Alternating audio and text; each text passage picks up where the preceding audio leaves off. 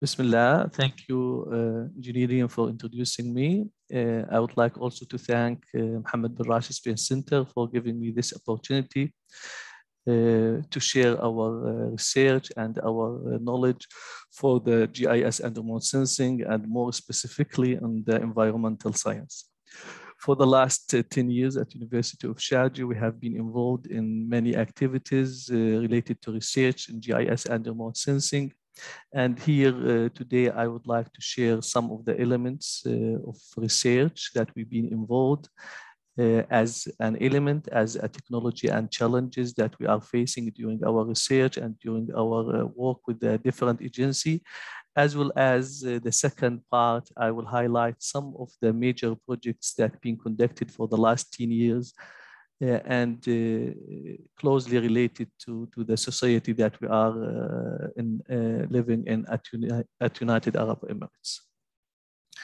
Let me start by the first part that give you some highlights about maybe remote sensing and some of the challenges and the latest technologies that we had working with from in the GIS and remote sensing. As everyone knows, this is not a new science. It's been developed for the last 3 decades.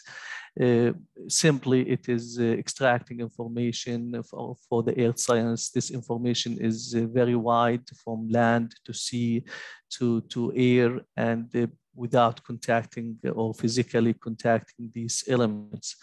This is a huge information that needs to be analyzed, processed to get useful information, and to use this information for various applications that would serve the community.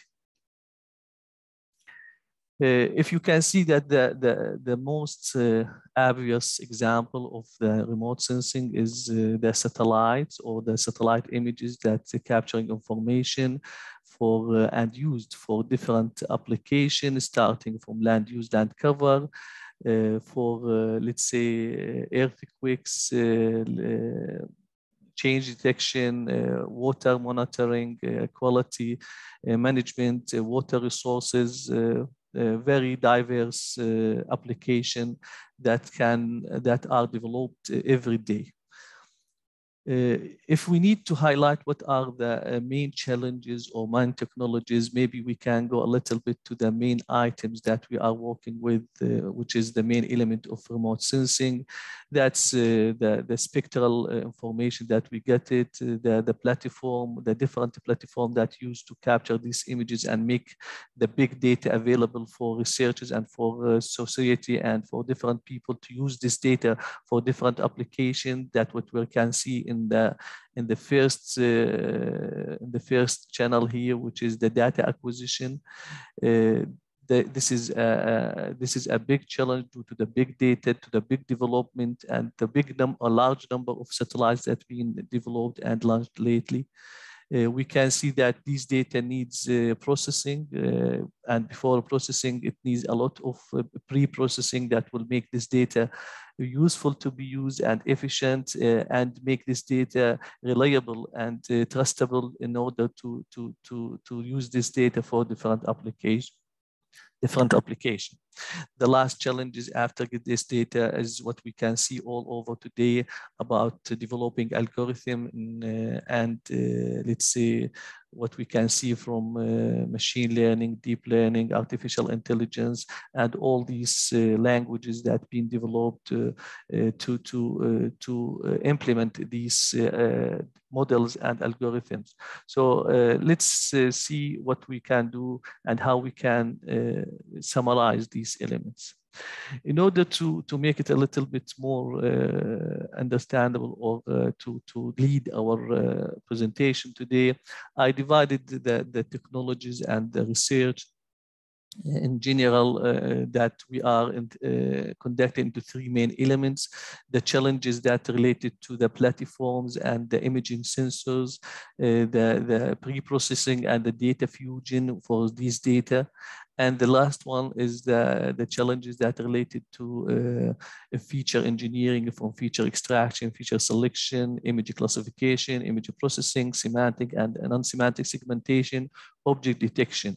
So if we start one by one and highlight these elements, this will allow us to understand the challenges and technologies at different perspectives.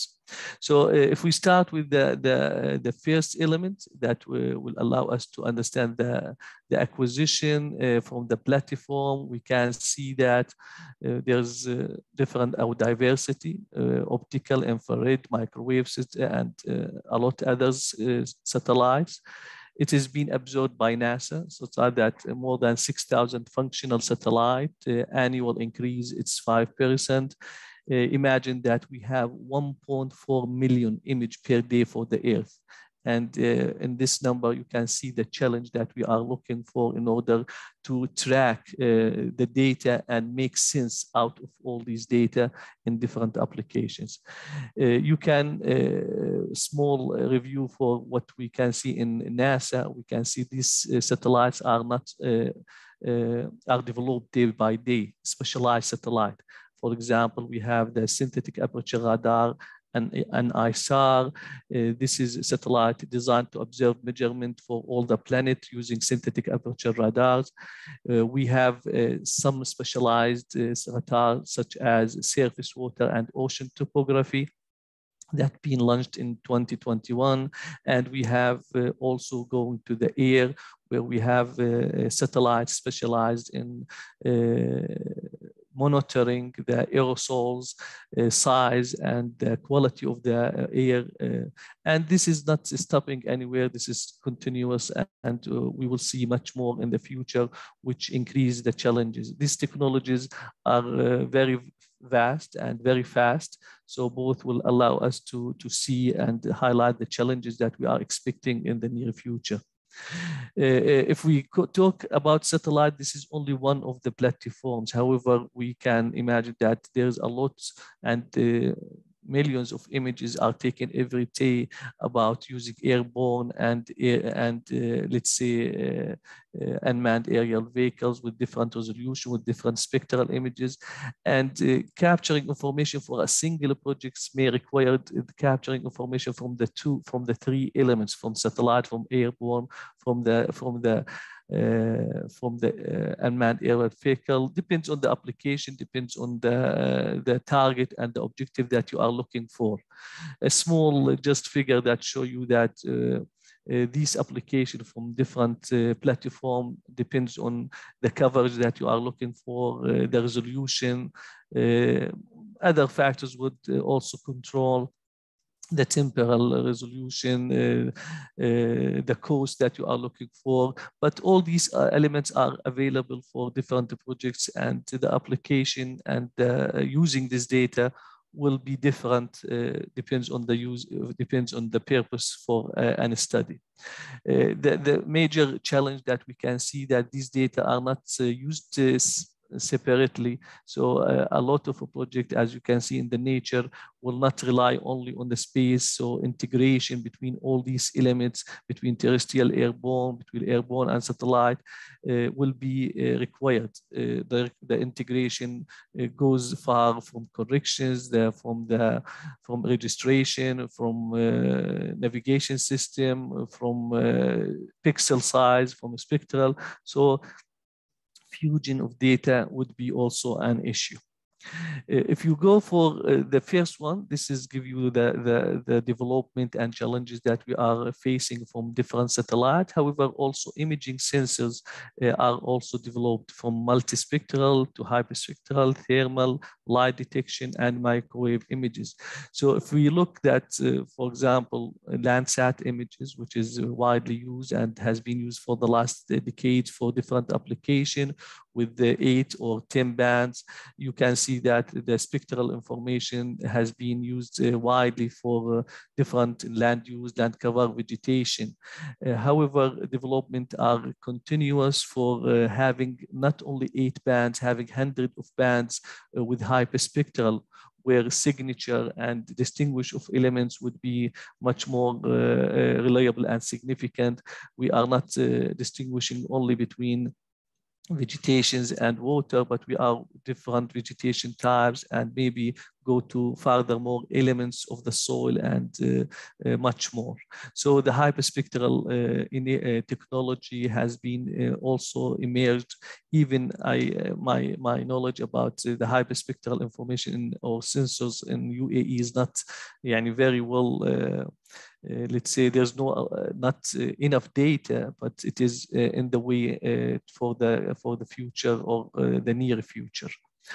If you look at the data that we mentioned about the sensors, we have panochromatic visible, which is uses the visible bands, and imagine that these images are maybe different from each other, captured by different sensors, different time, and they need to be integrated. So the diversity of the sensors also make a challenge. You can imagine that we have a multispectral, widely used in minerals, soils, vegetation, and been extensively investigated in the last 10 years. We have the hyperspectral imaging. It is being investigated for a lot of issues. However, it's shown very efficient for different applications in minerals and in water quality and vegetations, in heat, and so on. We have a thermal images where we will use infrared portion of the spectrum. We have, it has been also the laser, where the object beneath vegetation and battlefield visualization has been addressed. Radar images, day and night, images, penetration, all these issues solved. This is an active sensor, and also quite evolved in our society and used for different applications, for material, for detect barriers, overhead power lines, weather condition, light condition. So obviously the diversity of the platform, the diversity of the imaging has been emerged. We can say that the challenges is not stopping here by a fusion of all these data. However, the data itself has a lot of issues. It's being captured with different technologies. There's a lot of atmospheric conditions that should be considered. Geometric condition, capturing the data, image enhancement, noise reduction. So this is another challenge, preparing the data in a way that it would be useful for different application and reliable, that will allow us to have trustable output used for different decision makers. So here you can see that one of the example of the SAR images, that's you can imagine that this is just sample of the correction that we use. However, every other images can have another samples. This is only for SAR images. For example, the objects appear in different dimensions due to the slant measurement, the layover, the foreshortening, the shadows, the spectral.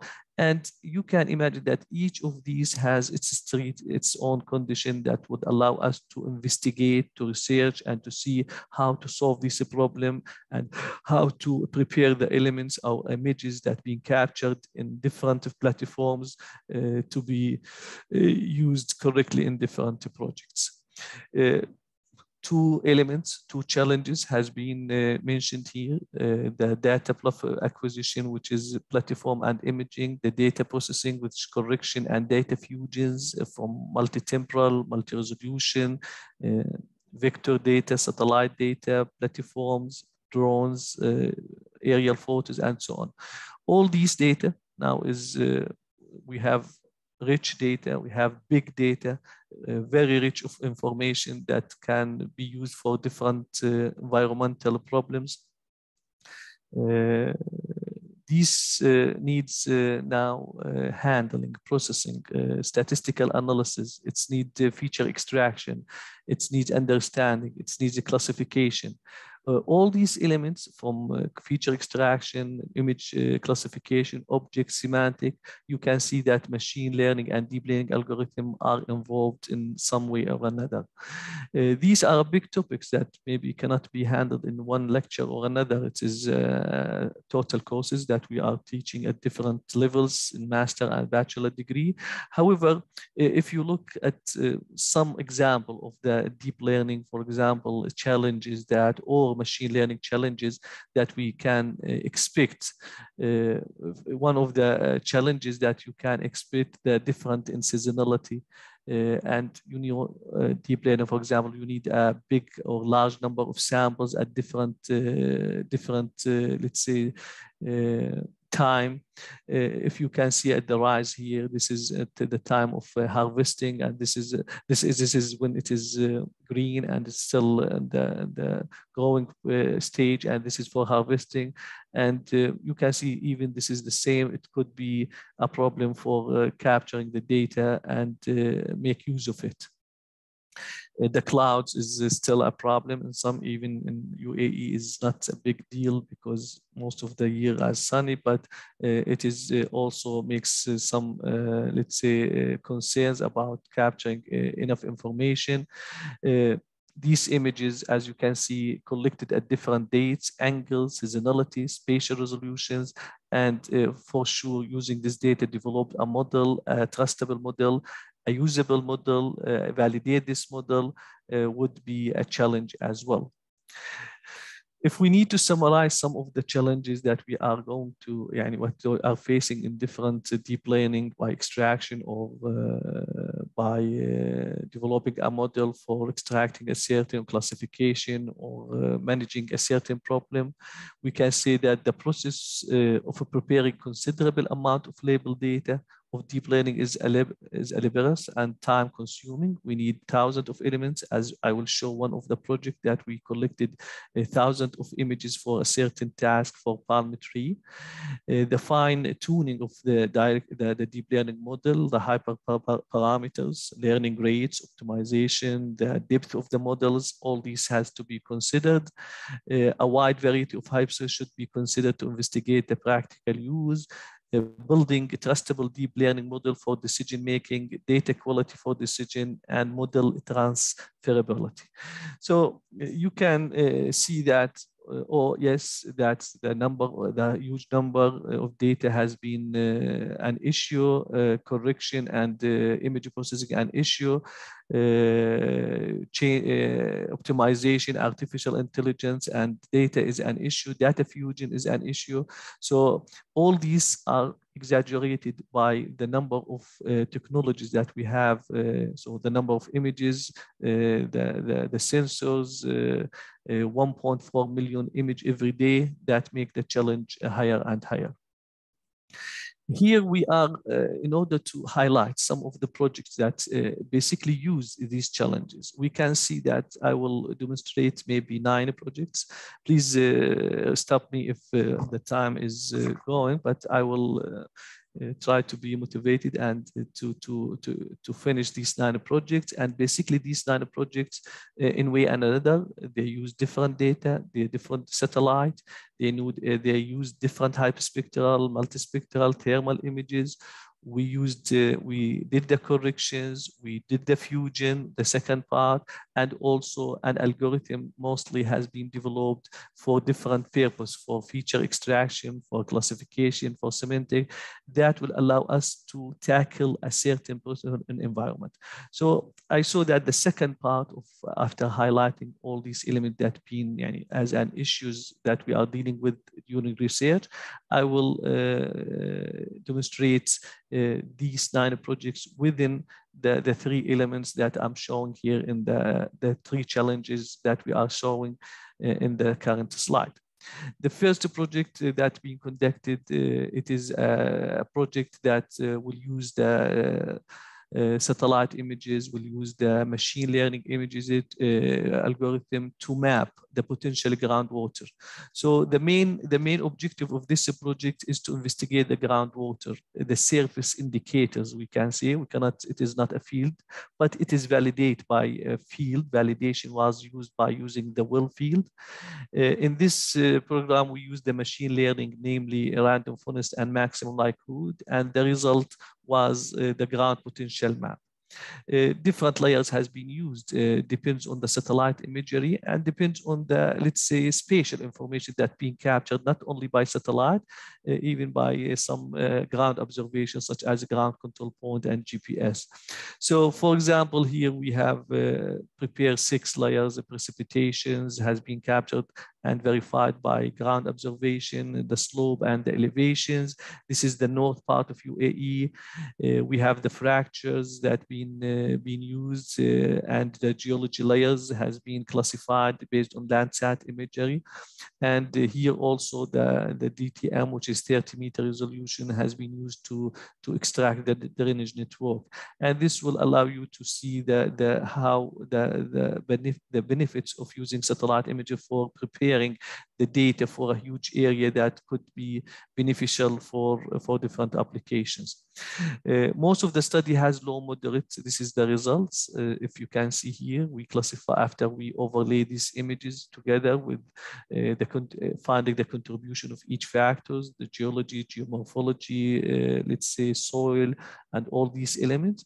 We can find that a potential groundwater map has been produced where we can validate the area with high potential groundwater with the production of wells that been also investigated by SEWA, Sharjah Water and Electricity Water, which is a partner in this project.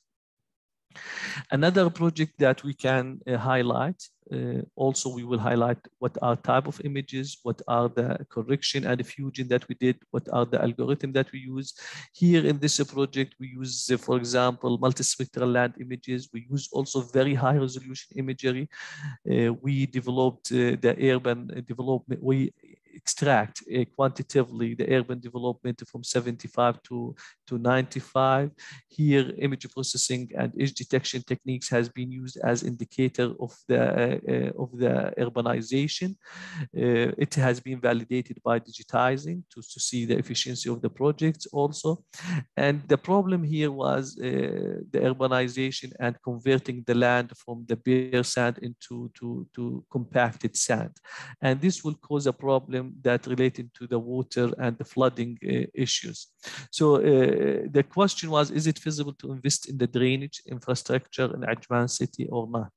And you can see here that maybe the first question that you will ask about, is there a flooding inside Ajman in UAE? The water is 100 millimeter per year, and flooding maybe not a bigger problem.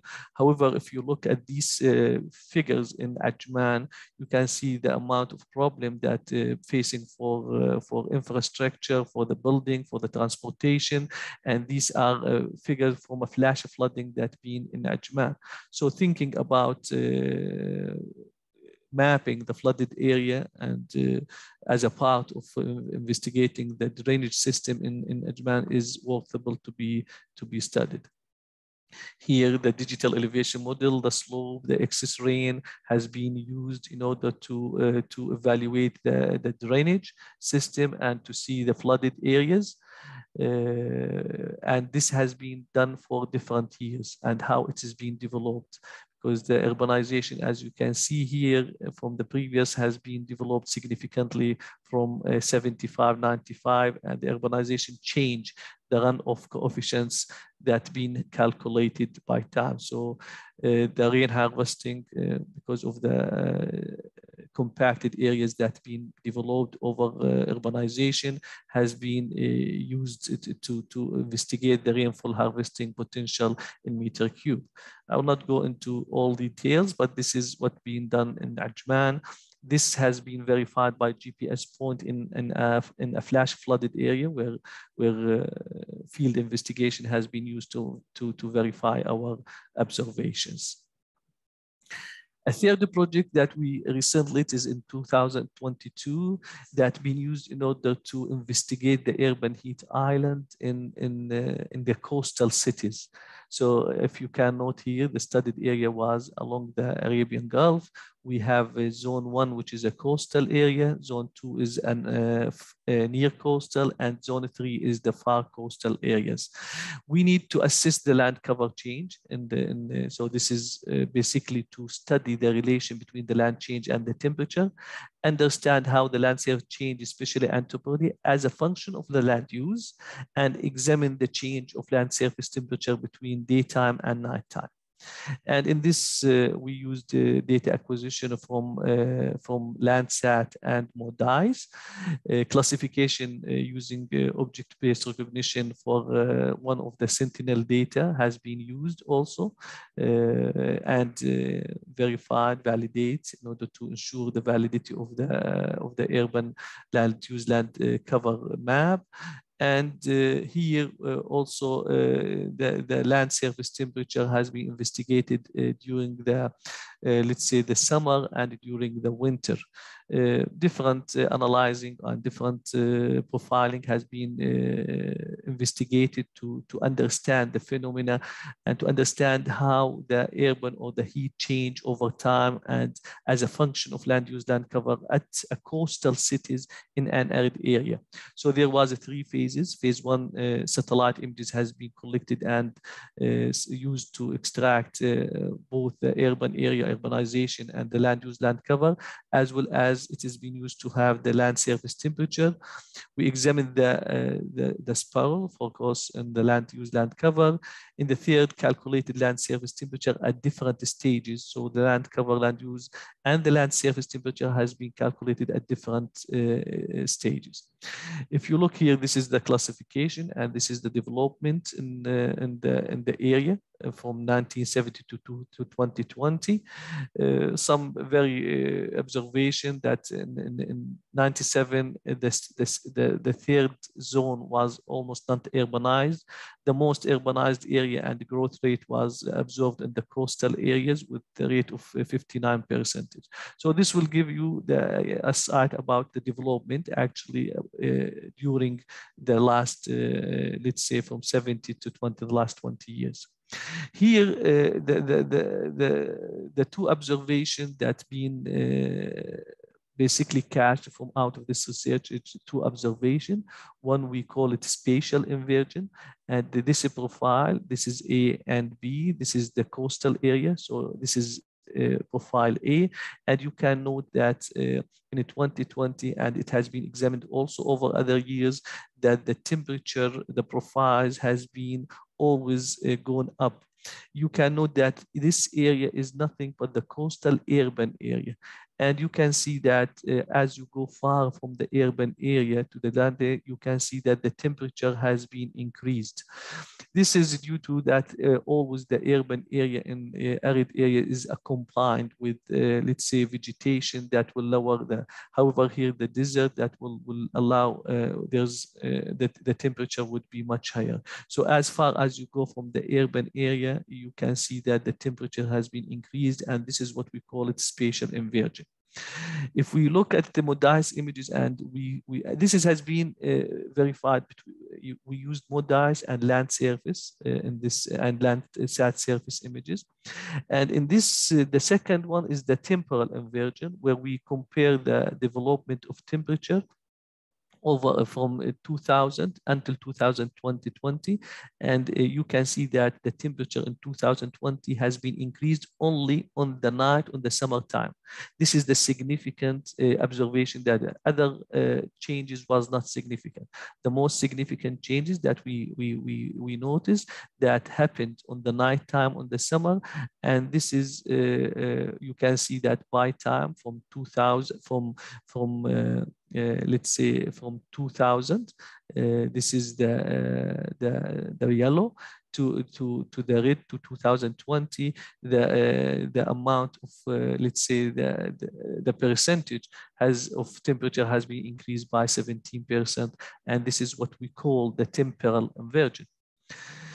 One more study we need to also highlight. We used also a spatio-temporal framework for sustainable planning of building based on the carbon emission in Ajman city. So this is another project that we investigate the CO2 emission in both operational and structural stage. So the main purpose was propose carbon emission analysis method to estimate CO2 as a structural and as an operational stage. Identify and interpret areas within the city. So we studied this, how the building and how the urbanization will contribute in the amount of CO2 emission, and how we can develop a retrofitting scenarios that would minimize the CO2 emission and preserve the environment. So the first phase aims to classify building. If you can see, this is a classification of the building with high resolution imagery. It is it is aerial imagery, so the classification was very accurate.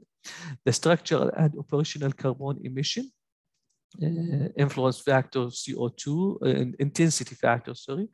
After that, the intensity factor for each building has been integrated into a GIS to see the distribution all over the building. So each building has been calculated, depend on the material, depend on other factors. For example, the shadow, the material that used, the windows, a lot of factors has been used based on some observation about the type of the building and the materials, and the CO2 has been calculated.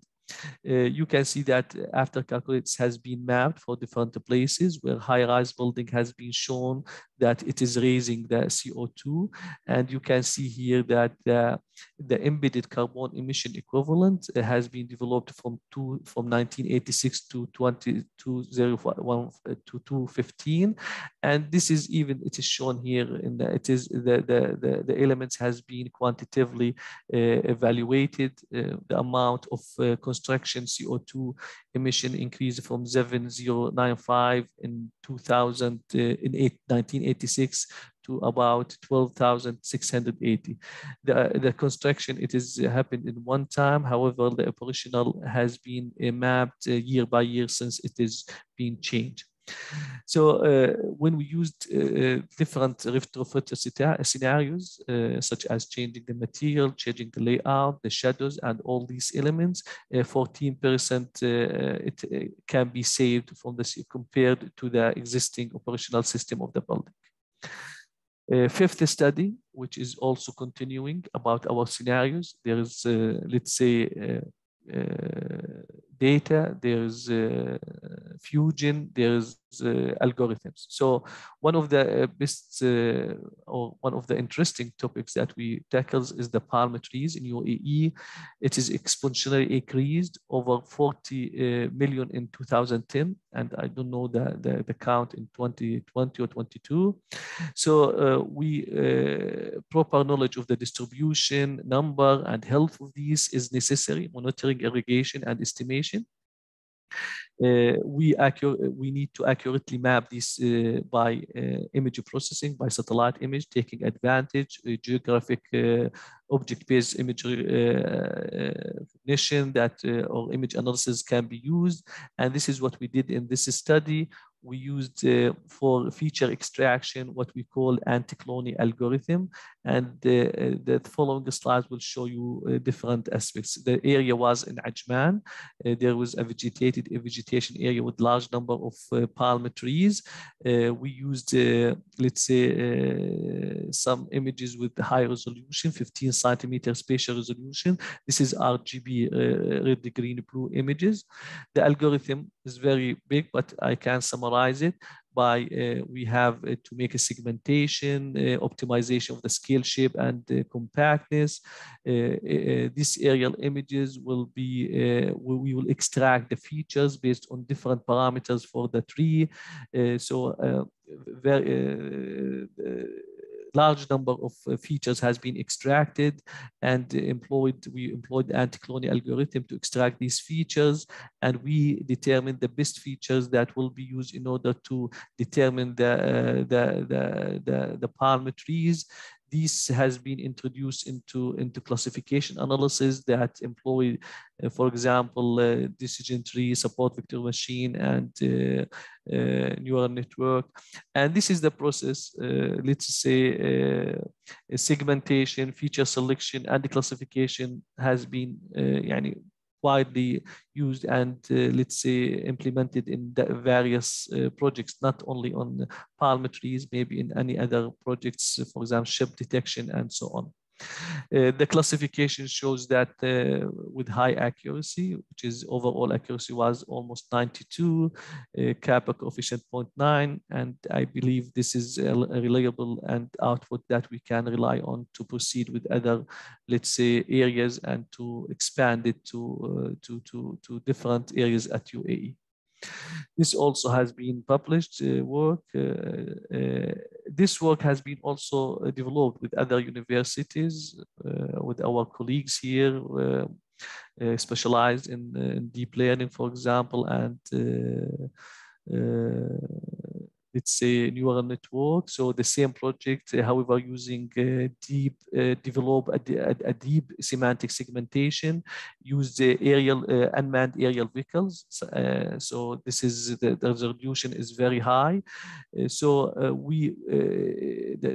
The research team here, we developed a deep semantic segmentation model and established a comprehensive labeled dataset support based on the let's say unmanned aerial vehicle to validate and to see the let's say the competence of this model. It is compared with other models that have been already published and proved in the literature. So this is the area that we use. If you can see, 11,744 images has been used as a training set. We use the validation and testing. Validation is a part of the model. However, it's not used in the model. Testing is a different data that can validate our model. You can see that we have a very high resolution, 5 centimeter ground surface resolution. I will not go into details. However, a unit model has been used extensively in medical science and some remote sensing projects. However, this has been used for let's say developed to and in other words, the unit or the architecture had been optimized based on the ResNet 50 for large scale mapping. And this is compared with the Deep Lab Vid and the PSP Net, and the result was shows a performance of the model. And here you can see that simple comparison between the ResNet that been used in UNIT and the ResNet 50 with other models, that you can see that the model has been performed in validation and as well as testing. And actually, this is the latest publication for our colleagues in the research team of the GIS and remote sensing. Here we are. I will try to finish within a very short time, but let's see here, as everyone know that research due to the COVID-19 has been developed to validate the amount of changes due to mobility, to air quality, and to correlate these all together. So this project has been developed for the United Arab Emirates for the last 10 years to see how the COVID-19 lockdown has affected the quality of the air. And another project we will show in the after to show how this also affecting the mobility, the consumption of the gas, the consumption of the water, and so on. So in addition, if seeing the amount of changes, correlation between the ground and between different gases and between ground and water and satellite has been also observed.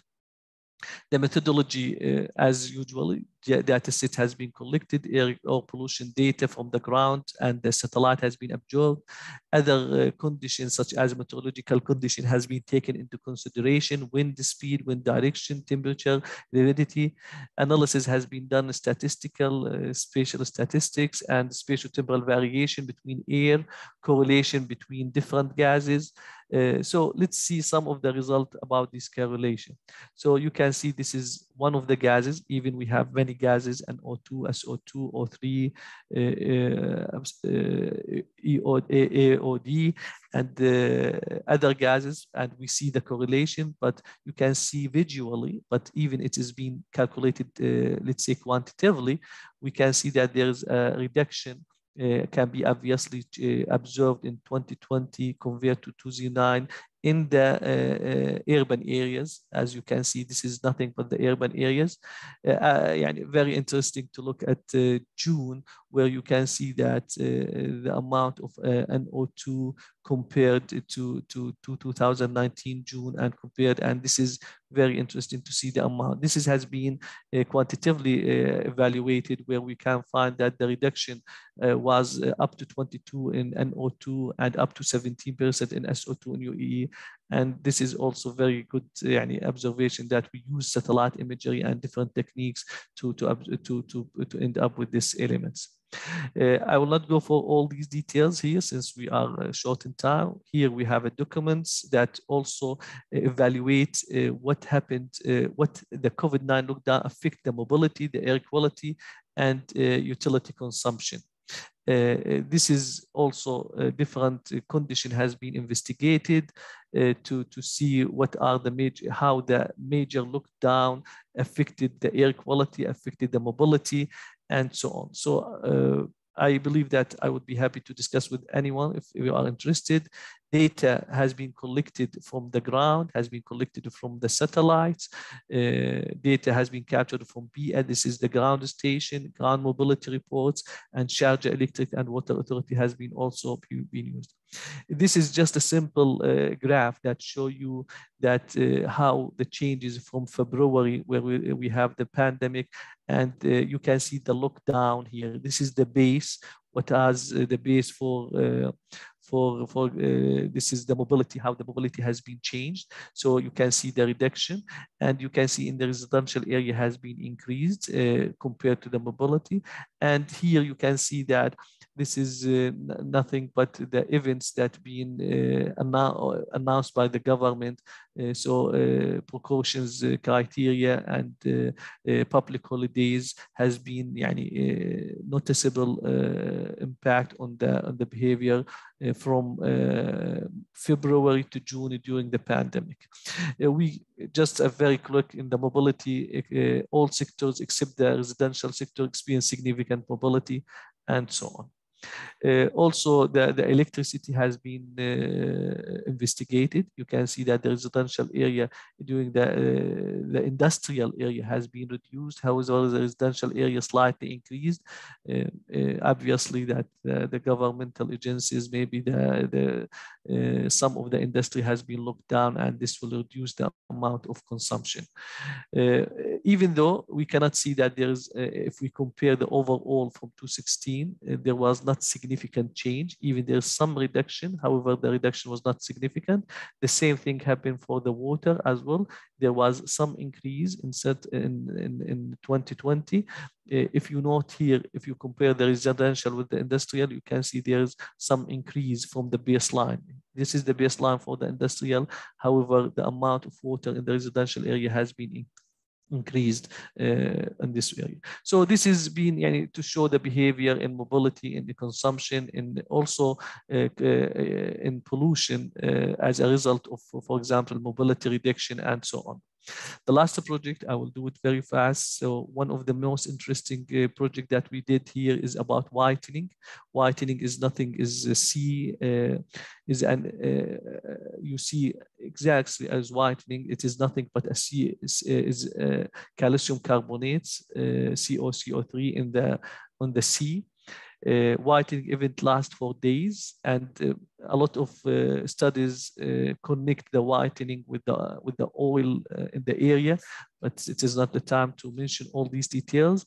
So this study has been used in order to study the whitening effect and extraction using satellite imagery to extraction, and this will give you a very good insight about the efficiency of using satellite imagery for oceans and for unreachable areas, and maybe very expensive if you don't think about satellite satellite, or almost impossible if you don't think about satellite imagery and challenges and, let's say, technology that we are looking for. Here, what are we looking at this project? Representation of the fine-grained sediments due to the turbulence of wind currents in bottom-feeding fish. This is the causes that been, various causes that been for whitening. Precipitation of a small microorganism. This is another. Or chemical reasons. So we investigate this. We collect the data from 2003 until 2012, thousands of images has been collected daily to see the whitening. It is very obvious here, the whitening and how it is being distributed here. And it has many sequences of biological algae, all these elements, temperature, but this has been investigated based on satellite imagery only. And the objective of the study was to develop automated framework to detect whitening and document the frequency, duration, and seasonality of this phenomena. So here I will not spend a lot of time, just the regular. We collect the data with different bands. We collect 5,100 images. Image segmentation has been implemented. A lot of features has been extracted. This is literature features, and this is the literature that we developed in our lab. These features are actually developed based on green and red bands, as what we show here in the next slide. That features has been investigated, and we found out that the normalized difference green, blue, and green combination, as we are combining different features, and let's say has been demonstrated the best accuracy. This is nothing but the relation between the combination of the features as well as the kappa coefficients. We used adaptive posting to after getting the most appropriate features, which is the normalized difference green, blue, and the mean green, and this will be used in order use decision tree in order to classify our images. So we classify to clear water, interlayer, and low whitening, apparent green, and appearing sediments.